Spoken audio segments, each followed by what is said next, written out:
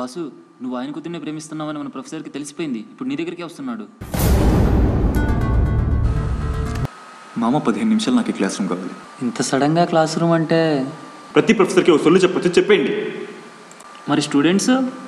పవన్ కళ్యాణ్ సినిమాకి పంపించండి, బైక్ లేని వాళ్ళు షేర్ అవుట్ ఎక్కించండి, సిఆర్కి మెసేజ్ పెట్టండి, ప్రొఫెసర్ని రిక్వెస్ట్ చేయండి, ఒప్పుకోకపోతే ప్రతిమలండి, కుదరకపోతే మాస్ పంక్ చేయండి. నాకు ఈ మీటింగ్ చాలా ఇంపార్టెంట్ మామ, చాలా ఇంపార్టెంట్. నీకు 5 minutes టైం ఇస్తుంది. 5 minutes.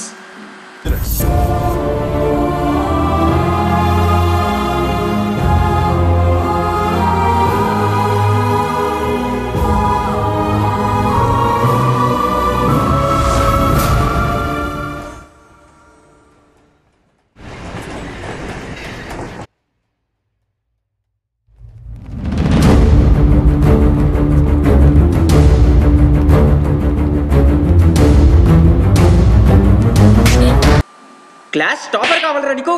హే, నువ్వు యూతలు రావే రా. క్లాస్లో ఫస్ట్ బెంచ్కి లాస్ట్ బెంచ్కి ఉన్న దూరం ఎవ్వరూ తగ్గించలేరు. జస్ట్ పాస్ గాడితో లవ్లో పడ్డాని సిగ్గులేదటే నీకు? అది నా కూతుర్రా. ఇప్పుడు నా గర్ల్ ఫ్రెండ్ సార్. నాకే ఎదురు సమాధానాలు చెప్తావురా నువ్వు? ఫెయిల్ చేస్తారా నిన్ను? ఫెయిల్ చేస్తా.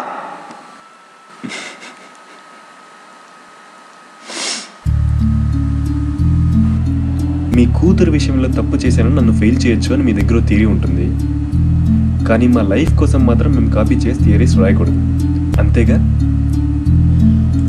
మీరేమో అటెండెన్స్ లేదని బ్యాక్లాగ్స్ వేయచ్చు, కానీ మేము మాత్రం అటెండెన్స్ వేరే వాడితో చెప్పించకూడదు.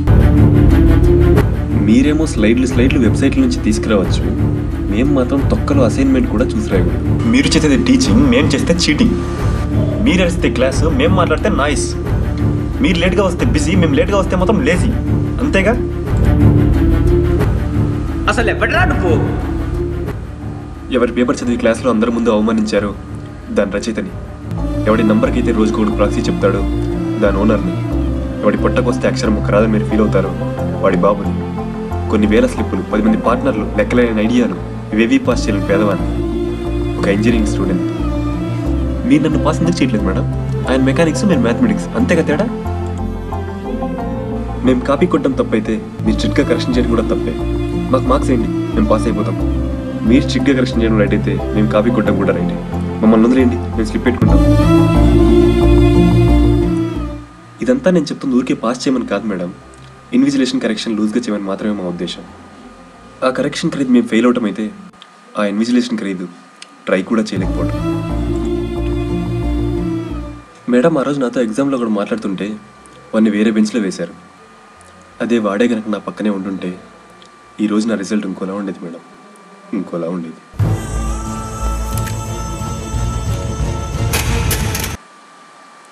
ఇంటిగ్రేట్ చేయలేదని మీరు నన్ను ఫెయిల్ చేశారు. కోఆపరేట్ చేయడం నేనేం చేయాలి మేడం? కోఆపరేట్ చేసే ఒక్కడు ఎందుకు వెళ్ళిపోయాడు? మీ వల్ల కదా. మరి మిమ్మల్ని ఏమనాలి, వాడిని ఏమనాలి? కానీ నేనేమలా అనట్లేదే. ఇప్పటికీ వాడి కోసమే ప్లేస్ ఆపుతున్నాను, వాడి నోట్స్ జిరాక్స్ తీస్తున్నాను, మీరు పెట్టే సప్లీలే రాస్తున్నాను. ఈ ఒక్కసారి కొన్ని గ్రేస్ మార్క్స్ వేసి పాస్ చేయలేరా మేడం? కరెక్షన్ చేసేటప్పుడు ప్రతి ప్రొఫెసర్కి 2 ఆలోచనలు రావచ్చు. ఒకటి, ఈ మాత్రమైనా కష్టపడి రాసుంటాడులే అని. 2, ఇది కూడా కాపీ చేసి ఉంటాడులే. మేము మొదటిది ఎక్స్పెక్ట్ చేస్తాం, మీరు రెండో దానికి ఫిక్స్ అయ్యారు. ఒక్కసారి అలా కూడా ఆలోచన చూడండి మేడం, ఒక్కసారి.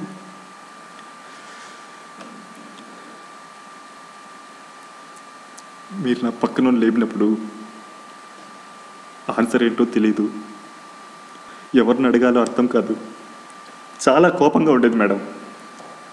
అర్థం కాని క్వశ్చన్కి అర్థం లేని ఆన్సర్లు రాసేవాడిని మేడం, అర్థం లేని ఆన్సర్లు రాసేవాడిని.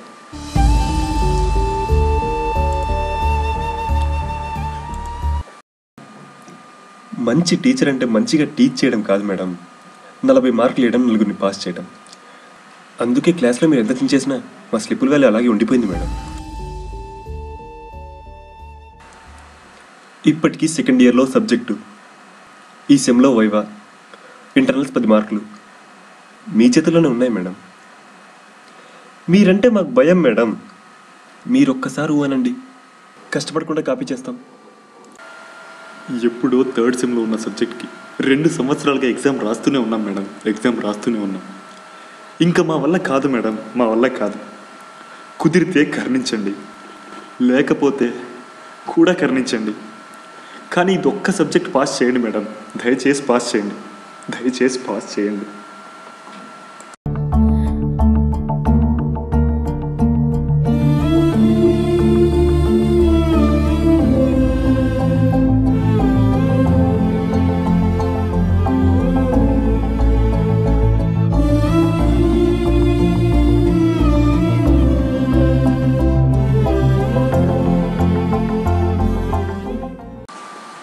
ఈసారి ఎగ్జామ్ రాయండిరా గౌతమ్.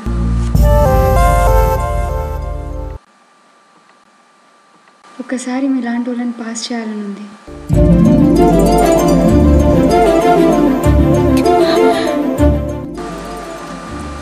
అందరినీ పాస్ చేస్తా. వాడు ఒక్కడే పాస్ అవటం కాదురా, అందరిని పాస్ చేయించేవాడే గొప్పోడు.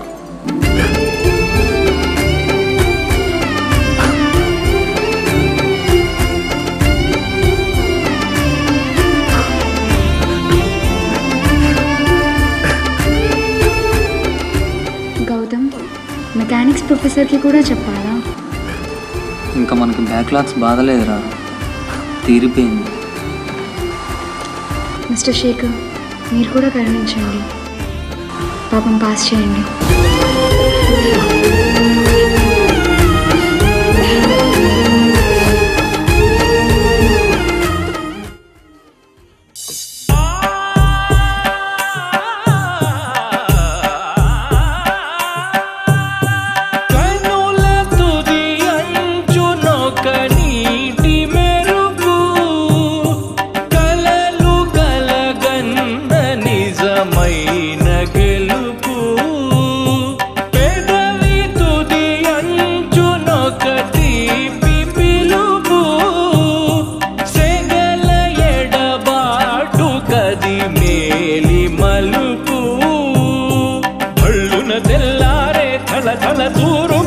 వెలుగులు కురిసింది ఆనందం, ఋతువులు గడి దాటే చెరగని చైత్రముల నవ్వులు పూసింది ఆనందం. జీవన మాధురిగా మమతలు చిలికెను మనసను మధువనం.